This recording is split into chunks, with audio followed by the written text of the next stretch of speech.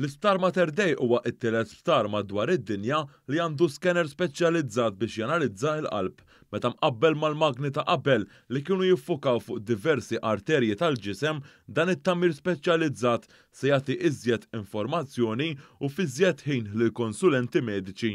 Il-Professur Anthony Samuel, konsulent mediku fl-Isptar Mater Dei, qal li din is-sena huwa mistenni li se jkun hemm 4,000 persuna li jkunu għamlu test b'din il-magna u għatkellem dwar il-vantaġġi li joffri dan l-apparat.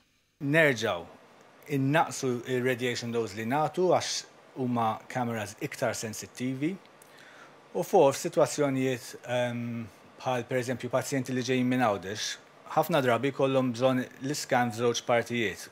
B'din il-magna nistgħu nagħmluhom kollox fl-istess ġurnata. L-apparat mediku ġdid ġie inawgurat mid-Deputat Prim Ministru u Ministru għas-Saħħa Chris Fern li qal li dan sar b'investiment ta' 700,000 euro. Nofs il-fondi ġejjin mill-Aġenzija Internazzjonali għall-Enerġija Atomika. Id-Deputat Prim Ministru saħaq li permezz ta' dan l-apparat tnaqset il-lista tal-istennija.